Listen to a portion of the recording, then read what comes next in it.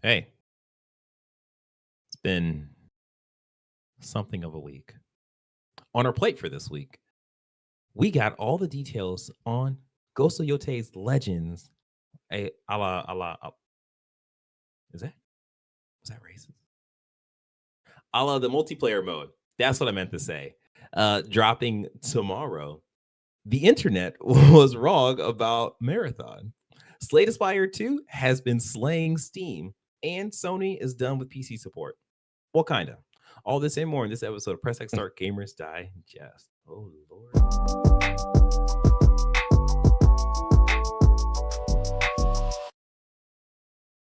What's up, everyone? I'm your host, Yotei, aka Sexy Bad Choices. And I am joined by. On MF Ross? Nailed it. What's the MF stand for? I'm not sure of my name today. Oh, okay. Okay. Sometimes it be like that. All right. Well, man, who we are. This is Press X Start Gamers Digest, a video game news show that condenses most important gaming news from this past week into an hour-long meal just for you. We're live on YouTube every week because we have been on fire this year. Because life is hard. Sure. But recording podcasts at Monday at 9:30 every night is easy. Yes, it is. Yes, it is. Don't forget you can support us by liking this video, subscribing to the channel, and hitting the notification bell. If you are listening, we greatly appreciate you leaving us a review on Spotify, Apple Podcasts, or whatever podcast service you are tuned in on. And if you want, you can join in our conversation by joining our Discord, because we're still there, because they have pushed back their whole age verification thing. Turns out they were wrong. Yes, you were wrong, Discord. Yes, by going to pressx2start.com/Discord. And that'll take you where you need to be. All right. With that being out the way, let us jump into the gaming news with number 1. Ghost of Yōtei Legends. Everything you need to know about the online co-op multiplayer mode. This comes to us from PlayStation.blog. This is actually the last thing I have on the show notes because I literally just saw it pop up and I was like, oh, let's put this on here. So, yes, Ghost of Yotei. It's the follow-up to Ghost of Tsushima. It has Atsu as the main character, and you're going through her story of revenge. It's a great game. We both played it. We both loved it. And like Tsushima, the follow-up to the game is this multiplayer mode called Ghost of Yotei Legends. Tsushima did the same thing with their Legends mode. And essentially what it is they take a part of, they usually have like a story person in the game that is tracing whatever stories that are in the game. And they just pull that character out and have that character's stories that they. Oh, yeah. Yeah. As the main like crux of this whole multiplayer mode. So that's what Legends is as a primer. Let me actually get the trailer up because of course I would, right? So let me jump into the actual. So yes, this was announced last year during February State of Play. The mode has been in production for as long as a single player campaign, which the PlayStation blog is giving us like little factoids about the mode. It is interesting that the mode has been developed for so long. The way that the first version of this for Ghost of Tsushima is that it was a multiplayer mode, and then the whole thing ended with a raid, and that was pretty much it for the mode. You were welcome to play the raid as long as you want, but they said, hey, no more content after that. It seems that this mode, which is fine. Absolutely. I love that like it was limited in scope and they succeeded in making the game mode. They didn't try to force a live service into it, and it doesn't seem like they did that here as well. Exactly. So this mode, so it's a mythic tailspin of the Yotei 6. The Yotei 6 were the 6 bosses of the first game, or of Yotei. The Yotei 6 are bosses, warlords that haunted Atsa's story. Legends is a retelling of that. Wait, hold on, I got my thing going in my ear. Okay. Legends is a retelling of that way later, years, even centuries after the fact. A lot of the details have washed away. These big characters have been exaggerated. Instead of fighting powerful warlords, you're fighting 15-foot demonic bosses, which is a bit of a change from Tsushima, where like they weren't that big. They were just like kind Yeah. of a little bit bigger than your character. So that's interesting. Making enemies a sustainable challenge for multiple players. Huh. Yes, that's just so they don't get lost in the shuffle. If you got Yeah. 4 people, particle effects, sword swinging. Yeah. It's clear who you're fighting. Somebody almost Yes. 2 to 3 times your size. Maybe Which they didn't which need to I be like that that. big, but Yeah. No, I mean, because like I think my like going back like to my memory of playing Tsushima Legends, it was like part of it was kind of a little bit confusing of like, okay, where's mhm. my co-op buddy kind of thing. I was playing it with you, right? Me, you, and Marcus, yeah. Yeah, okay. Yes. Marcus was there too. Yeah, so it is I mean that as a positive. I just remember the one character that was like I was looking at. So, Mhm. but yeah, anyways. Yes, this is cool. Um so I want to get into the character. Okay, so different classes help you face different challenges, but you can play your way. We want to give players different roles they can play into to be able to compete with each other. And you can split and focus on different enemies based on the weapons you have. But if you all want to play, say, samurai, then you can and will be able to solve all the challenges put in front of you. But each class has a focus weapon. So for instance, the samurai has the odachi, which is I'm gonna be the samurai because the odachi is my favorite weapon in that game. Mhm. Um, the archer, the yari. The yari is the like spear, essentially. The mercenary has dual katanas. The shinobi has the kusarigami. Kusarigami, I think is how you pronounce that. Sure. Yeah. Which is the kunai with or the sickle with the ball in the chain. Some of their tech tree build nope, some of their tech tree builds towards that. Some of their gear is based around that, but they're not limited to these exclusively. They can use other weapons too. Oh, Okay, interesting. so this feels like a Battlefield almost. You get Yeah, a yeah, bonus probably if you're using your focus weapon. yeah. We also have things like quick fire weapons. So some abilities that are on cooldown. Okay. That's cool. So each class has their own tech tree. So there is build crafting based on the gear you unlock and the abilities you unlock and choose. You know what? That sounds really interesting. Like to be able to actually build out your loadout like in this game. Okay. Mhm. All right. I just I hope the system in this is more refined than Yotei's like base system because I think that system was a good start, but I think there was definitely room for improvement. And especially if we're doing this multiplayer like co-op modes, like that's where you would improve on that stuff. So that's my hope. There's gonna be 4 difficulty levels. So you have bronze, silver, gold, and platinum. They get, tougher as you go up in rarity, I guess. The higher difficulty you play, the faster you earn XP, the faster your character class will advance, and the better loot you'll get based on. Hmm. Okay, that's cool too.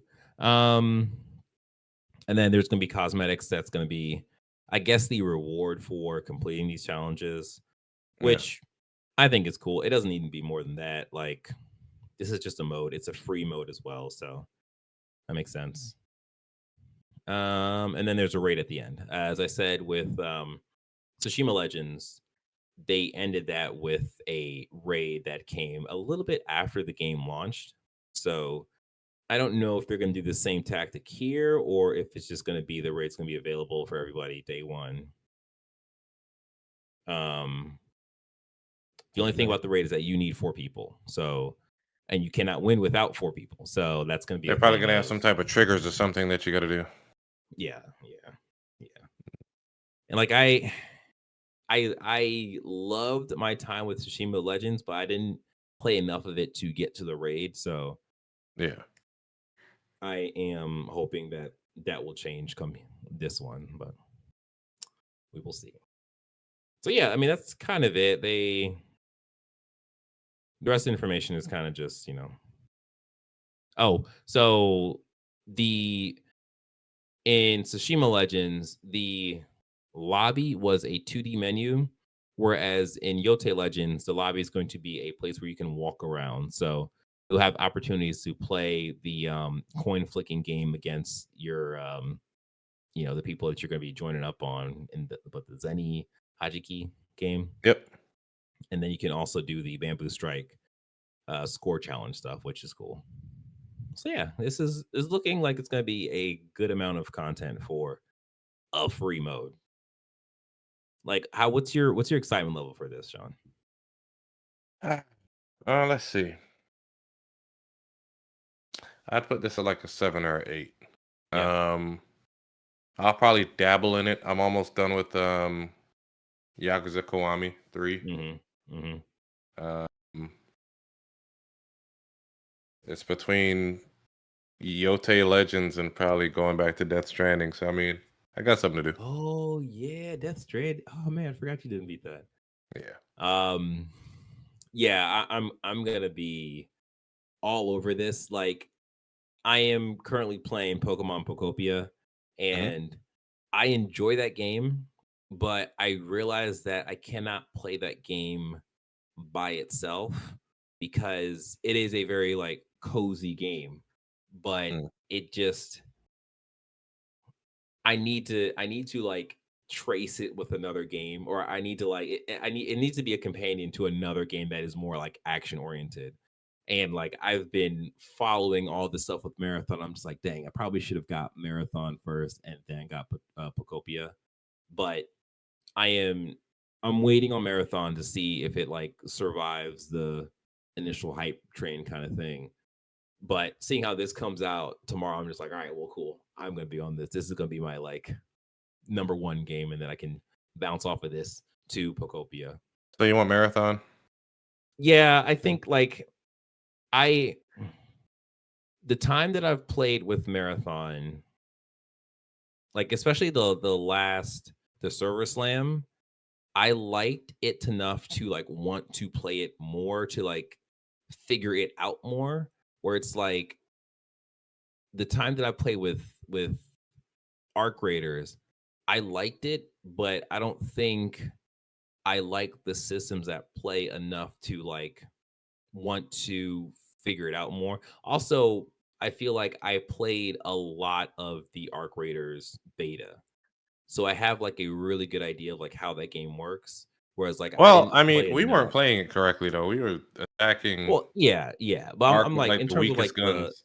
yeah, in terms of like the leveling up and stuff and like how that system works, like I have an idea of how that works where it's like I have sort of an idea of how marathon stuff works, but like Yeah.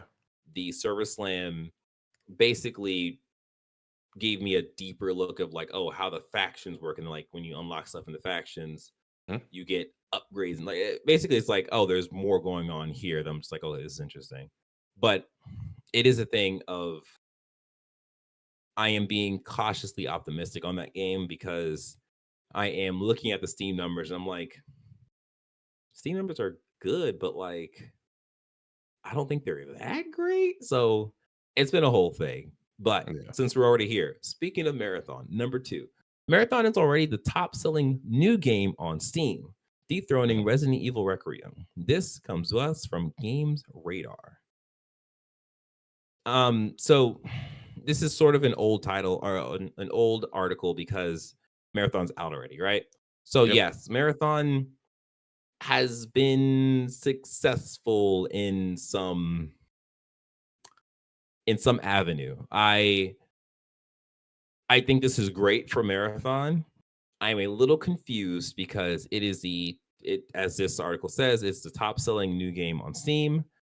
The Steam numbers don't necessarily reflect that in terms of it being the peak player count was 88,000 people, 337,000 people, which is a lot of people, but it didn't break 100K, which I would indicate more as being like, oh, this is like a I big mean, thing. we can't rely on those numbers only though, because it's not like it launched exclusively on Steam.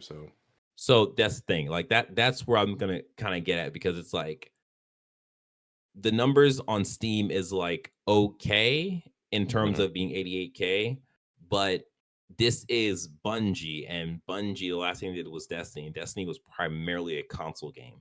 So the numbers on console is going to weigh more. But we'll It's never going to really be see those heavier. numbers. Yeah. Yeah, and that's the thing. Like, we're not going to see that to know like how well this game is doing. But at least on Steam, like, you're able to at least look at, okay, what is the like player reception, and it is Mhm. really high. It's at 86%, and it's at 22,000 reviews, and it's like that's like about 1/4 of the total peak count. So 1 out of 4 people are reviewing this game and reviewing it favorably. So it's just like that's pretty solid. The other side to this now is that, as I said at the beginning of this episode, the internet was wrong about Marathon. They called this game Concord 2 at the time. Turns out it was High Hmm. Guard. But like Bungie had this alpha thing come out. It was not polished. It was an alpha. People didn't understand what that meant. And they essentially cooked. And what they came out at the end with this like Marathon where it is now, it's like this is a better product. Like it is baked with all these different secrets and stuff that like people are starting to find out, and they're starting to make videos on it. And it's just like they're getting that, like, it almost feels like the Destiny 1 like hype train, but instead of it being lore, it's like all these little Easter eggs and stuff that's in Marathon. Like, one of the things is if you like the gun skins, Yeah. someone realized that one of the skins was actually a QR code. So they Yeah, I like, saw that. yeah, they like went to the QR code, and it gave you basically CCTV. Of a date s- like 700 years in the future or something. yeah, and it's Yeah. just like what? And then on top of that, like the different shells or different like runner characters that you can pick, they all perceive the world differently. So like if you look at a sign as like one shell, it will look different compared to if you look at that same sign as a different shell, or if you look at the wildlife in the world or whatever. And it's like, That is cool, but that's not good for communication. yeah, like I think that's the thing where it's like it seems like that's just a little touch, but it doesn't seem like, at least from what I've seen, it doesn't seem like it affects a lot of the combat in I hear terms you. of like this person's coming or whatever. Like, I'm standing next to the blue sign. I don't see a yeah, fucking right. blue sign. Like, Blue sign. What are you talking about? What sign? You're in the middle of a field. hey, look. There's 3 hostiles by that red bush. See a red bush. Like, Right? that's What are you cool, talking but about? everybody should see the same game, Yeah, probably. I I, I mean, I don't think I design think games, but yeah, no, I think it's I think it's like the general like no. I POI hear stuff. you. Like, yeah, I hear right, you, yeah. But like, yeah, people are just like doing a bunch of stuff in this game, and just like, oh, this is not necessarily just like an extraction shooter. Like Bungie did add Mhm. their like Bungie touch. their touch to it. Yeah, exactly. Yeah, because like some people have described, because not some people. I saw one person and I thought that was interesting. And I went to the comments and people were just like kind of commenting on what the person said, where they described Arc Raiders as like Fortnite in Mhm. terms of it is very casual friendly, but like Marathon is like akin to Apex Legends, where it's like, I mean, is it, Fortnite wasn't casual friendly at first, though. I mean, well, at and first shit. no, but that I is hear you. the I get what yeah, you're that's trying the to say. thing that they go to. So it is a thing of like, oh, okay, that's interesting. And I went to the comments to like get a better understanding of that, because I was like, well, I feel like you can be sweaty in both games, and like Mhm.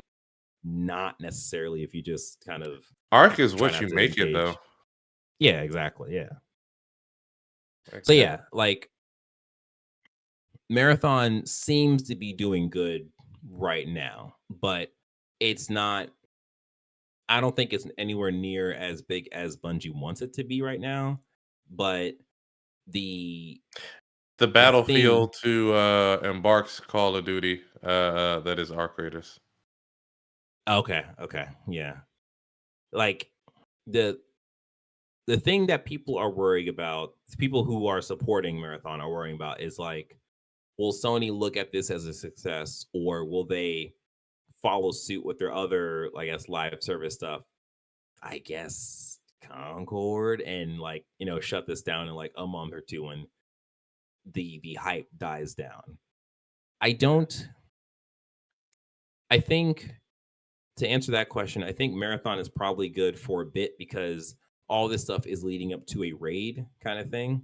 So I think after that raid is going to be the where that question is going to be answered. Like if that raid does well and it pushes to like another season, Mm-hmm. maybe we have Marathon lasting longer than the people who are hating on it suspects it will. But yeah, that's pretty much Marathon in a nutshell right now. The other thing I want to add to that was that Bungie is responding quickly to a Marathon microtransaction backlash. The first patch will make the game slightly easier. That's coming from IGN. All that. What happened was that there's a battle pass in Marathon, and it wasn't paying out enough coin. There was two issues. Wasn't paying Mm-hmm. out enough like premium coin for it to be like worth anything. So it was kind of crap of a battle pass to They basically want you to purchase it with your own money every season. every season, right? And then there was another bug where if you what is it? If you spend all of the premium coin, you jump out of the game, come back into the game, it will refill your premium coin. Oh, So they really tested yeah, that one. right. So um that yeah, that stuff will probably be fixed, sooner than later. Mm. The last thing that I want to talk about with Marathon before we jump to the thing that took Steam by storm, Slay the Spire Yeah. 2, was there has been, in terms of the sentiment for Marathon, it has been very weird to see how like the bigger streamers, for example, Shroud, he likes Marathon, he plays Marathon on his stream, Yep. and the the views on those streams are low. Another streamer, Westy, he plays Battlefield stuff. He was playing Marathon on his stream. The views on that low, and it's a thing of People want it to fail. yeah, exactly. People want it to feel like the streamer, the peanut guy, Burnt peanut. burnt peanut. Yes, he has to play a marathon off stream because he can't play it on stream because when he does, he gets so much hate in his comments that it's just like irritating for him. And it's just like, guys, people like relax. But again, it is a thing Everything of has just become tribalistic. yeah. So Mm. we had a whole conversation in our Discord chat about it, and it's just like, yeah, man, it's crazy. It's crazy. I do wonder what the PlayStation numbers are to see like if Marathon will actually be supported or, they'll have this big old showing and then be gone. But that will be in the future. Well, it's not in the future. Number 3, Slay the Spire 2 already has 97% positive reviews as it explodes. I'm going to add this second part to it because I think the second part actually have a bit more detail. Slay the Spire 2's devs totally blown away as the roguelike enters Steam's top 20 most played games ever with over 573,000 concurrent players. That Which they is, say is crazy because the first one barely cracked like 70,000 yeah, in yeah. concurrent players. I think Did you actually ever play the first one? I played a little bit of the first one with like I played a bit of the first one, but It something wasn't your jam, probably. yeah, like I enjoyed what I did. I think I enjoyed what I played, but I realized that like, oh, I kind of have to start all over kind of thing to get to the top. I was I like, mean, that's oh, a lot of roguelikes. exactly, They want you to like play that's multiple where I times. was like, okay, well, I'll come back to this. I just never came back to it. But yeah, like the 573,000, I think that is just a little under Battlefield's number. I think Battlefield was like 591 or something.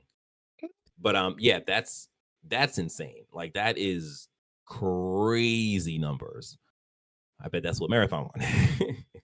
But yeah, so Slay the Spire 2 came out in early access, and that is Oh, doing okay. super well. Yeah, Battlefield was a peak of 747,000. Pretty good. Oh, it's 700. Okay. Pretty good. Never mind. Yes. Oh, so I think it was Call of Duty that had the 500 then. I know it was one of the first person shooters. But yeah, man, like are you cuz you got access to Steam. Are you going to do early access? Are you going to wait till this is a full release? So they said Cuz that you early love Slay the access. Spire. Yeah, I like it. They said early access is a kind of a misnomer because I mean it's basically done. They just have a little Yeah. knickknacks that they want to add to it. You know, I haven't actually purchased any games with money on Steam, so I don't know. I don't Wait, you know. use money for Steam? What? Yeah, like I want to play the game, but Yeah, my preferred method of playing games on is the console. console, which is funny Yeah. because I want a gaming PC, but I mean, Mm. what I really want is the goddamn Steam machine. Oh, Like true. Yeah. if Yeah. I had the Steam machine, I would buy it and play it on early access in the comfort of my couch. I know I can cast my shit to my TV, but I don't want to do that. I It's want to play different. it It's different. Yeah. natively on something. So I'll wait Yeah. for it to launch on I'll call it traditional consoles or Mhm. mobile. Mhm. Because shit, what do you call the Steam machine and Project Helix when they're Oh, basically PCs? PCs. Yeah. So Yeah. that's Yeah. pretty Like good though. That's pretty good. yeah, I for can't sure. wait to play Like it. this. Yeah. It That's good. it has multiplayer. Oh, is that new? Yeah. The first one had multiplayer? No, it did Okay. not. This has multiplayer now, so it's pretty cool. Oh, that is cool. Yeah, in terms of the Steam machine, like I think that would be my preferred way of like getting into Steam games too, because I don't necessarily want to sit at my computer and play games like that just because Mhm, of how my stuff is set up already. I'm just like, it just kind of feels it's not it's not relaxing because my chair mhm. is not necessarily like, oh, I can sit back in it and just sit there and lounge out. Um, but yeah, we're actually going to talk about Steam Machine and its release date later in this cast. But Mm. is there anything else about Slay the Spire? No, I think that's it. That was like a big thing. It dropped like a bomb and it went boom. All right. Before we jump into the PlayStation doing some things. Hey, you do us a favor. Like this video, subscribe to the channel, and hit the notification bell. If you are listening, please leave us a review on whatever podcast service you're tuning on. Thank you. All right. Number 4. PlayStation is reportedly moving away from PC ports. This comes to us from The Verge by way of Andrew Webster. Yeah. So PlayStation is, as the title says, pulling away from PC ports. Um, the details in that is that their single player games are pulling away from having PC ports, whereas their multiplayer games will still launch on PC because it's a multiplayer game and that's how you know build that audience. Mm. Um, were you surprised when you heard this? No, the question is it that people already own PS5, so they just get the game because they don't feel like waiting for it to launch on a PC? Like, it's hard to tell whether or not they're not making as much money on the PC because of such a long lead time or conversion. for a PC Yeah. version. Yeah. And speaking of money, we do know how much money PlayStation is making off of PC and Xbox, selling first Hmm. party games there, and it's like $2.3 billion. But that is just a part of their total revenue pie. And that's not accounting for the development cost and like the time it takes to optimize the games for PC and all those issues that they have. So yeah, I think you are pretty right in terms of one, not being surprised by this, but two, like what that actual dev cost means for the bottom line or how much money they're Yeah. making off of this. On top of that, when they do sell the games on PC and even Xbox, they're not making like 100% of that profit. Like that stuff is also going to Steam and Xbox as well. So it is like I think the title of this article feels bad because it's like, oh, they're PlayStation is number one and they're cutting out on the PC market. Like, why would they do that? They don't have to worry about competition because it's just them at number one. But it is like they're spending a lot of money to get these games running on PC because like even their PC ports aren't perfect and it requires them to go back and like fix stuff. Like we had that meme from Last of Us remake, one of them that they had on the PC port, and it was like really bad. Um Unfortunately, the other side to this is that they bought Nix's Studios as a PC porting studio. So if they're not PC porting anymore, then Nix's might not be studioing anymore. So that's that sucks. But yeah, I don't think this is surprising news because um actually should I just jump into that right now? Or why not? Yeah. So because Xbox's next console, a la Project Helix, is a console that plays Xbox and PC games. And we already knew that this was going to be an issue for PlayStation because Xbox Ally ROG ABC 123 also plays Steam games and PlayStation launches their games on Steam. So essentially, you can play your PlayStation games on your Xbox handheld without no, I guess you pay money to PlayStation by buying it on I Steam. mean, that is a long roundabout to get some It is. PlayStation exclusives a It year or really two is. later, but It really is. But more like, power to you. yeah, but like PlayStation does not play around with that. And it's just like, no, we can't have that. So that on top of the Project Helix also being a console Mhm. PC hybrid, you're like, okay, that's just further like bullets in the chamber to like figure out, okay, we need to get off of this, do our own thing. Yeah, that would be kind of crazy because then I'm wondering if like Project Helix will support mods like a Yeah. regular PC does, and now you're playing PlayStation exclusives on a higher tier performance wise machine. You know, the competition. Yes.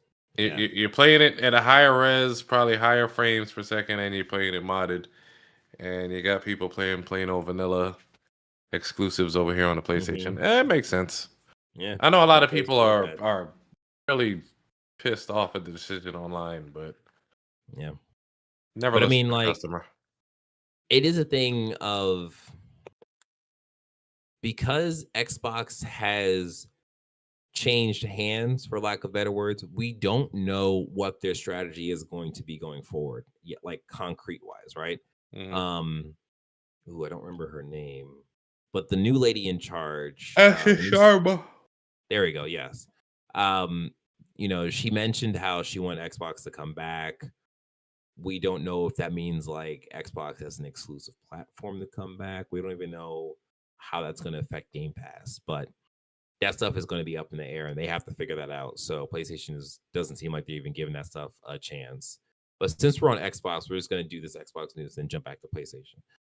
Xbox Project Helix could cost $999 to $1,200. Reports suggest. This comes to us from Chris Scullion. This comes to us from VGC by way of Chris Scullion. So this, according to tech journalist Moore's Law is Dead, who has been reporting for some time now the Xbox Next system and its console/PC hybrid setup long before it was officially confirmed. Microsoft announced last week its next-gen games console is codenamed Project Helix, and that it will run both Xbox and PC games. Something Moore's Law is Dead and others have been reporting since last year. Now in his stream where he discusses various topics with his viewers, the tech reporter restated his belief that Helix will be more powerful than PS6, but that will come at a price, noting the Xbox's announcement last week said it would lean in performance, which aligns with what Sarah Bond was saying, how this is going to be the best, most powerful console or whatever word she was using at the time to describe the next Xbox console. So that lines up with that. You know what? It just may be that expensive. Mm-hmm. Because typically in the console space, they're selling things at a loss to get an install base to sell you their exclusives. If Microsoft is just putting their exclusives on PlayStation, and I mean, we don't know if Asher Sharma is going to walk back that red line, but if it's basically going to be a PC, they don't sell PCs at a loss to gain, an install base. Not at all. Not at all. But this I'm curious if this basically is a PC. Nah, I think I still want a Steam machine. It runs Steam OS. It'll run more optimized. I'm thinking about all right, it'll play PC games. Now you have this value proposition of, do I just get a Project Helix or a Steam machine? But the Steam machine is probably better optimized. If the way we're looking at the ROG Ally X and all that, and they were saying it runs like shit, and all these other gaming handhelds that run PC games, all the ones that run with Steam OS versus the ones that run Windows on it, there's a clear performance difference. Yeah. Windows is just bad. It's a bad operating system. It's going to get worse Windows 10, but that's a different thing. And did we put this on the docket? No, we didn't. I'm gonna just Windows 12. Okay, yeah. Being AI first. Windows 12 is gonna be quote unquote modular, AI based or AI focused, and allegedly subscription based. Yes. Start learning how to install Ubuntu, people, and all that other stuff. Man. But so with the Xbox thing, this being the new console, I feel like Xbox is going to have to do a lot of talking to convince people that playing your games on Xbox makes sense, because at this point it just doesn't. So for them to try to convince people that paying or playing on Xbox makes sense, and paying at max $1,200 for a console makes sense, it's like, good luck. Good luck. So like, the only thing I can think of them, pulling their exclusives off of PlayStation and putting it back, making it just exclusive on Xbox to force people to get back over it on Xbox. But again, like, that's crazy. I don't know. I wouldn't want to be in that position. Thankfully, I am not. The last quote I do want to read from this article is that this comes from Moore's Law is Dead. Maybe they're wrong, but I don't think they are, he said. I think Sony's going for a more, this is important, PS4-like approach next gen. And Xbox is, they're building a bridge out of the console market, and so they'll probably charge $1,000 or more for this thing. Forget the Xbox thing. PlayStation is doing what they should have done and is doing what I assume that they would do, which is not go crazy with the price tag of the PS6, because like you can look anywhere and be like, well, if you ask for more money for the console, people are not going to buy the console. You are PlayStation. You make your money off of that console, especially with them now pulling off the PC. It's like you need to have that box sell. So like, it's not going to sell if you make it $700. It's not going to sell if you make it $800. You need to drop that price down. Somebody go back and find the episode where I said the gaming industry is going to crash again. I don't think it's going to crash. I think it's just too big to crash. Like, I feel like we can have a major shift with like the big publishers, but like nothing is going to stop Steam. I'm talking about the traditional home market, like consoles. Yeah. You think Nintendo would crash though? They weathered the storm. They weathered the storm. No. NES came out after. I don't know, man. They can't keep on raising the prices while wages stay stagnant, and then expect numbers to go up the same way. Exactly, and like I think that's what's happening with, like, when I look at PlayStation and kind of like look at what they're doing, it does feel like they are trying to like go back into like the older PlayStation, like a little bit like smaller PlayStation, where like they're not spending all this money on these different studios to essentially not do anything for them. And like, you know, they're trying to consolidate where people go to play, which is like PlayStation. So it's just like, okay, they're trying to essentially future-proof themselves again for this whole possible like decline in the industry, or not this current decline in the industry. So it feels like that's what they're doing. Nintendo is just like, have headphones on, not even worry about any of this. They're just doing what they're doing. Yeah. And Xbox is the one that's has the house on fire. They're like, yeah, no, we're good. We're still here. So I don't know. I feel like the crash, I just don't think, I think there's too many like entities in the game industry for there to be like a big crash. Whereas like back then when it crashed, like there was only a few like major players. So it was more likely for if like one or two of them to drop, it really affects.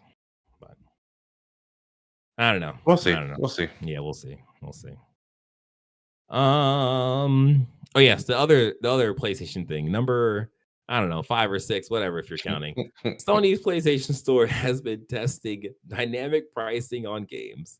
Oh no, this comes to us from Polygon. Nope, that's The Verge. Where is that? There it is. By way of Patricia Hernandez. So this is not great. Where is that? I want to. There. Where is it? Okay. Okay. I'm sorry from here. Okay. Unless a video game is on sale, you probably expect to pay the same as anyone else for the brand new game. But it seems that Sony is testing the waters for a system on the PlayStation Store that will display varying prices for the same product to different people. The PlayStation maker also appears to be testing personalized sales that will show discounts tailored to the user viewing them. In the case of the PlayStation Store, a website called PlayStation PS Prices has been tracking the numbers across Sony's digital platform.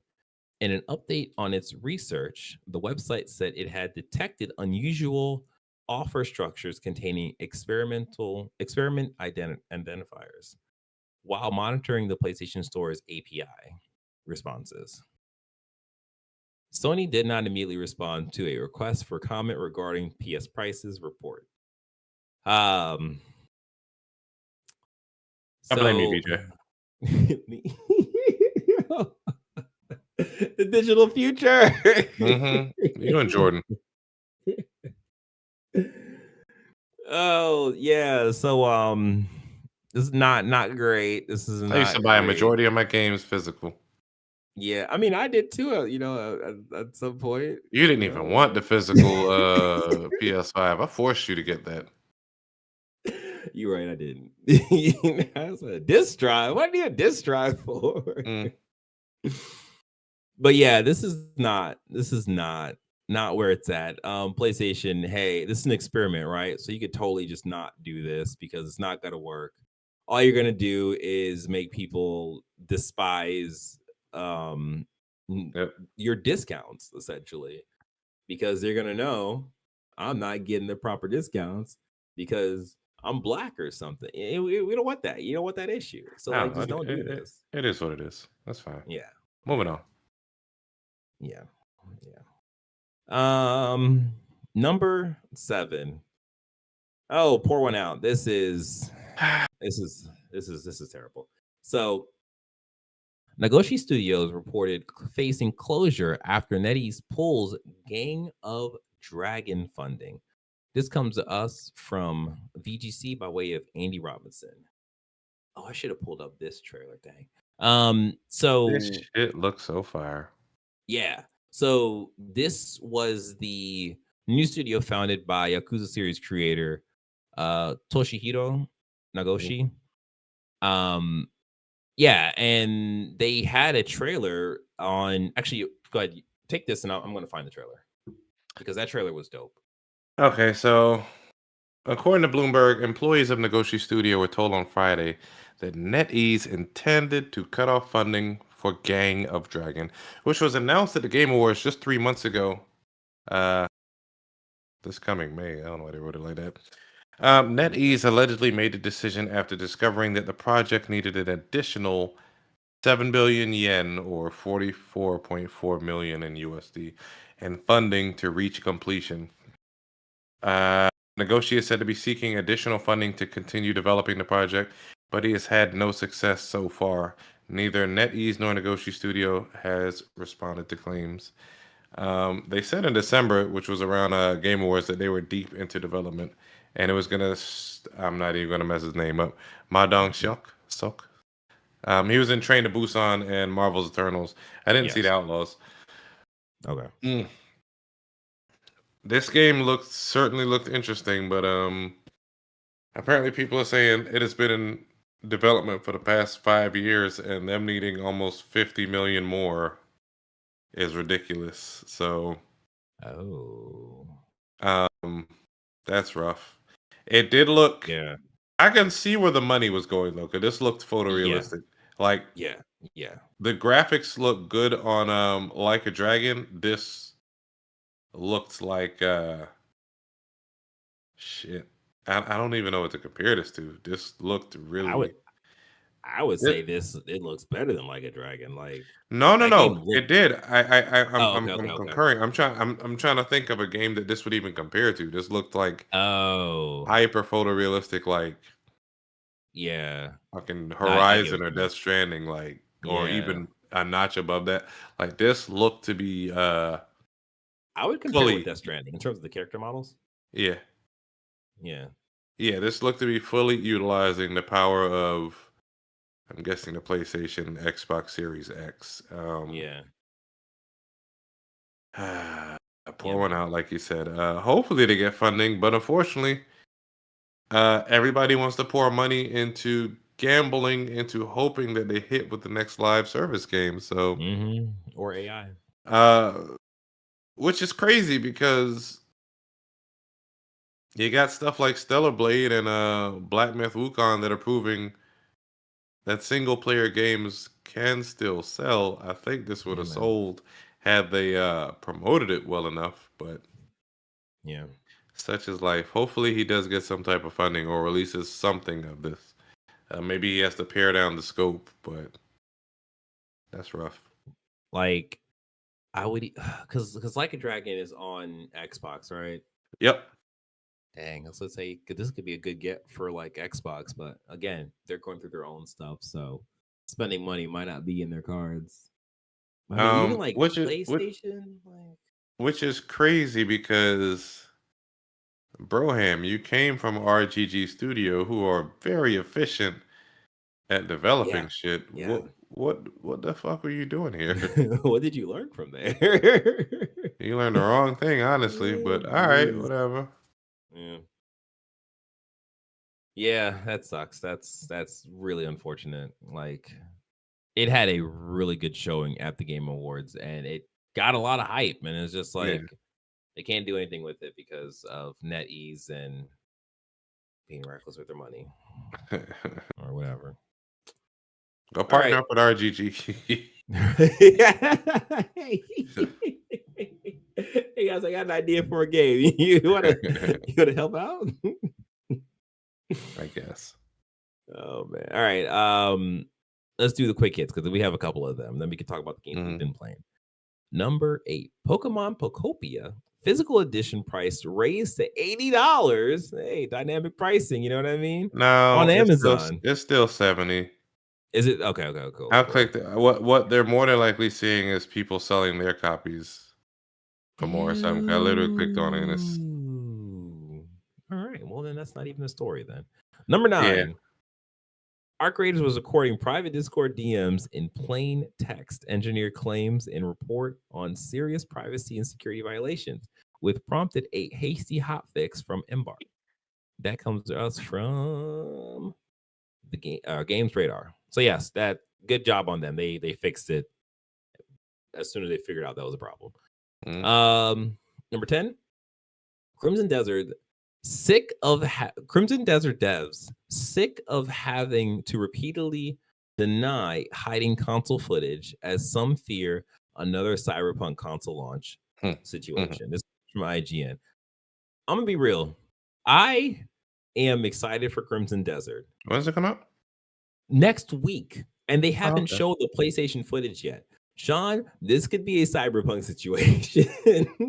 Like, I don't care if the devs say they're sick. Show us the footage. Show us what the game looks like. Let us know what the game's going to run on PlayStation and PlayStation Pro.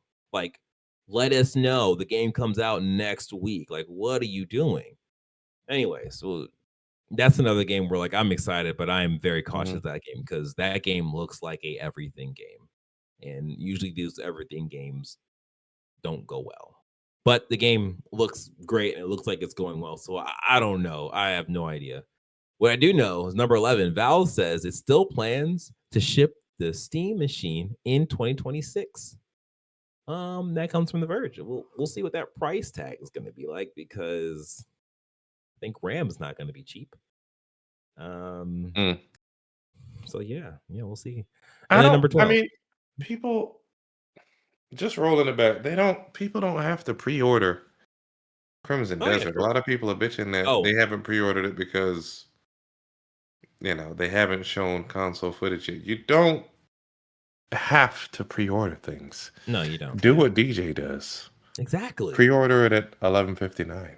Exactly. Thank you, Sean. You wait until Don't do the what DJ absolute does. last moment. Hey, y'all, don't let daylight savings catch you. 'Cause- Damn. but yes. Number 12. Ending on just terrible news. EA lays off staff across all Battlefield studios following record-breaking Battlefield 6 launch. This comes to us from IGN. Mhm. This sucks. This feels like EA. We don't know how many people they've fired from these different studios. So it is possibly where it's like they're firing people, but it's like, oh, 5 people from here, 5 people from there, 10 people from there. Mhm. That is the best case scenario. We know that best case scenario never exists for the game industry, so it's going to be probably a lot of people they're letting go. They're probably also doing this to slim down for the Saudi Arabia deal that's supposed to go through in June. So yeah, I mean, but then again, this is something that we were worried about with them selling to Saudi Arabia private equity. I don't remember the name of the whole conglomerate thing, but like it's private equity, so they're going to try to make their money back any way they can, usually by reducing numbers and running the thing into the ground so they make their money back and just you know dashing the thing away. So yeah, I don't know. I'm not hopeful or on EA's future with them being owned by those people. So, yeah, that sucks. All right, let's talk about the games we've been playing, and then we will be out. Sean, what have you been playing? I'm almost done with Kiwami 3. I've done all the side quests, or like 95% of them. It does have that side story of Dark Ties, but that's only 3 chapters, and I think I'm on chapter 9 out of 12 on the main game. Okay, So I've gotten most of the collectibles. I think I just have to beat one of the super hard bosses, but I'm just cruising through. Yeah. Has that game been challenging, or has it been like kind of? I normally play on normal. Okay. And to get the platinum, you have to fight a few people, or there's a few battles you have to fight. But the difficulty spike is like vertical. unless you've like mastered a few of the moves that they're trying to teach you in the game. Yeah. So you can't brute force through it. I just switch it to easy because I don't give a shit. I already beat the game before. Like, yeah, right. Yeah. Okay. I'm just doing it for the love of the game. Can you change the difficulty to easy and still get the trophies? Or they're not level gated because they're damn near collectathons for some of the things. They don't force you to play on hard. Okay. Because there's already so much to do in the game to begin with anyway. Yeah. Okay. That's good. I am playing Pokemon Pokopia. This game is part Minecraft, part Animal Crossing, and apparently part Dragon Quest Builders. I never played that, so I don't know what that game is to be like, oh yeah, it's that. But I do know this game is very much so Minecraft and Animal Crossing. I think this game is amazing. It is the closest thing to like the perfect kind of like cozy game that you can find in this kind of category where like you're basically a Ditto that copied the form of their, I guess, long deceased Pokemon trainer. Like this is a post-apocalyptic setting where you don't know where the humans went, but like things are very much in disarray. Like there are ruins of houses and like destroyed Pokemon centers. And it's just like, I don't know what happened here, but whatever happened, the Pokemon survived. So it's a very weird situation where you're just trying to piece together this mystery and like figure this stuff out. That's the story. What you're doing in this game now is basically landscaping. So you find Pokemon that are just out in the wild. You essentially help them by building them like homes, and you build homes by like it's sort of like a landscaping puzzle kind of thing where if you put 4 grass patches together, you will build a grass habitat, and that habitat can spawn different Pokemon. So you can spawn like a Bulbasaur, you can spawn like a the honey bee thing or whatever. Yeah. And then like you level up your environment to unlock different things in the store, to also you also discover traces of different formations of landscaping stuff to like to have different combos to like get different Pokemon. So it's a weird like system of, oh, if I combined 4 grasses and like a fruit tree, or like 4 flower patches and a fruit tree, that combination will give me like 2 or 3 other different Pokemon that can possibly spawn. So you get into this like flow state of, okay, I want these things to look better in like my little area that I have right now. So like you're like landscaping, you're trying to fix things, make it look prettier, and then you might put 2 things together and like boom, you just made like another habitat that could summon a slow king or something, and you're just like, oh, I didn't Mm. even realize that was a thing. So the game is very fun, but it's not necessarily exciting. And like that's what I was saying like I at the could have beginning told where you it's like, that. yeah, right, I right. mean, And it's like it's a chill game for people who just want a what's good that old other time talking to Pokemon. what's that other game with Tom Nook? Animal Animal Crossing. Crossing. This Yeah. just feels like Pokemon Animal Crossing, and I don't know if that Yes. game is exciting either. So, Yeah. Yeah. Animal Crossing is not exciting, but it can be fun if that makes mm, sense. mm, So it is a thing of like this game would work perfect for me if this is like my secondary like cool down game where like I'm playing some kind of action thing and like all right, that's enough for the stimulus. I want to like play something else to like kind of relax and chill before I like pass out or whatever. But I'm just kind of mainlining this game, which is cool, but it is like, all right, I can only do this for so long.